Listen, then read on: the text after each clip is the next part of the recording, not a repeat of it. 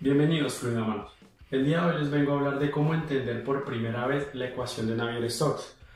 Quiero que noten que dije por primera vez porque la ecuación de Navier-Stokes no es un tema sencillo de abordar, es una ecuación bastante compleja que realmente no tiene una solución exacta, es decir, no tiene una solución analítica, y la forma que se utiliza para entender la hidrodinámica o la aerodinámica es a través de las aproximaciones numéricas. Para entender por primera vez esta ecuación, permítanme, la escribo en una versión. Ustedes pueden encontrar por internet diferentes versiones de la ecuación, pero resulta que esta ecuación es bastante larga de escribir y yo voy a escribir solamente una versión corta de ella.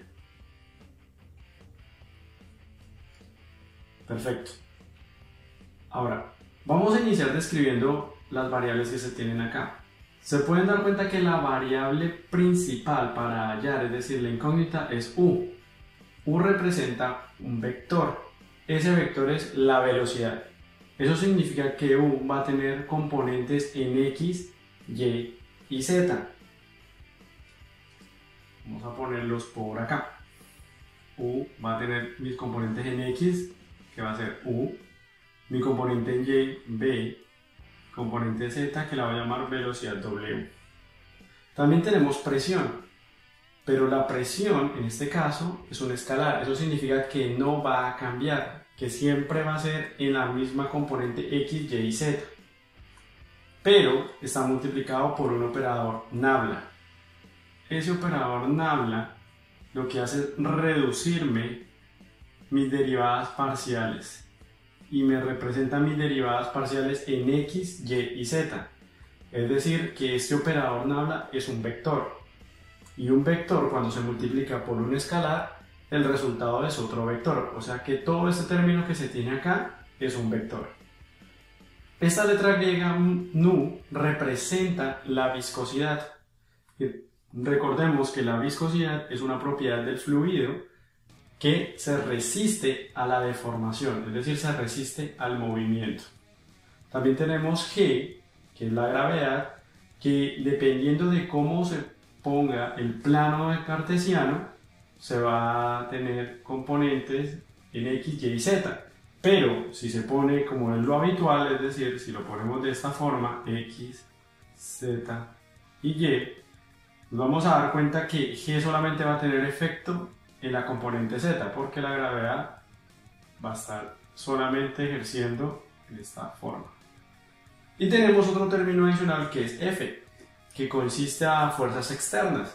Estas fuerzas externas pueden estar alusivas a otro objeto, pueden estar alusivas a algo externo que esté perturbando el fluido, que puede aumentar o disminuir el movimiento del fluido. Y recordemos que el movimiento del fluido está descrito por u, que es la velocidad. Vamos a también ahora darle nombre a cada uno de los términos. Este término que se tiene acá se conoce como un término temporal. Este que se tiene acá se conoce como un término advectivo o convectivo.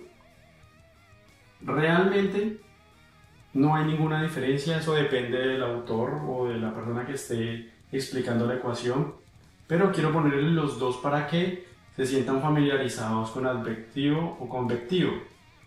Tenemos esta parte de acá que hace el gradiente de presión. Se me olvidó describir también este término que es la densidad del fluido, y también quiero que tengan en cuenta que la densidad no está variando en ninguno de esos, no está dentro de estos triángulos, es decir, no está multiplicándose. Eso significa que estamos con un fluido incompresible. Tenemos también este término, que es el término viscoso. Gravedad y fuerzas externas. Permítanme ahora expandir esta ecuación, pero lo vamos a hacer solamente en la componente x, para que se den cuenta de por qué la mayoría de las personas prefieren hacerlo de esta manera. Cuando la expandimos de esa forma, nos va a quedar de esta forma. Vamos a tener que todas las componentes U nos vamos a quedar solamente con esta, es decir, donde hay este vector que es la raya que está encima, nos vamos a poner con la componente asociada a X, o sea, en este caso es U. Vamos a tener B acá.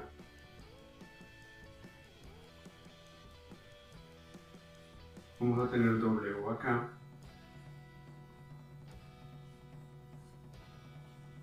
Presión solamente en X porque vamos a considerar solamente, estamos escribiendo la ecuación en la parte de X. Vamos a tener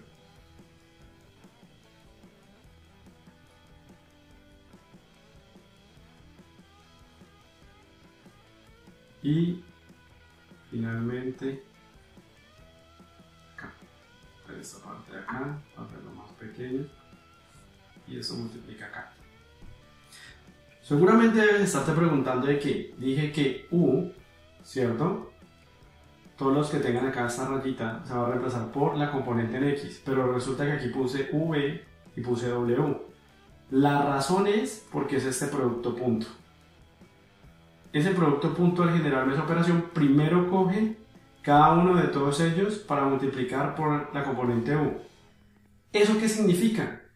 Que debe tener otra componente esta ecuación, en X, en Y y en Z. Si yo quisiera cambiar esta U que está dentro de las derivadas por V, tendría la ecuación en la componente Y. Si la quisiera cambiar por W, tendría la ecuación en la componente Z. ¿Eso qué significa? Que esta ecuación que escribe acá realmente no es una sola ecuación. Todo esto que se tiene acá, toda esta ecuación que se tiene acá, son tres ecuaciones. Y yo solamente acabo de escribir una primera. Si quisiera expandir toda esta ecuación, tendría que copiar toda esta acá dos veces más y reemplazar estas U que se tienen acá por B y después por W. De esa manera tendría las ecuaciones de Navier-Stokes, que realmente son tres. Vamos a también a ver que todavía más se mantienen los términos. Este es el término temporal. Toda esta parte de acá es el término advectivo o término convectivo. Tenemos nuestra parte de acá que es el gradiente de presión.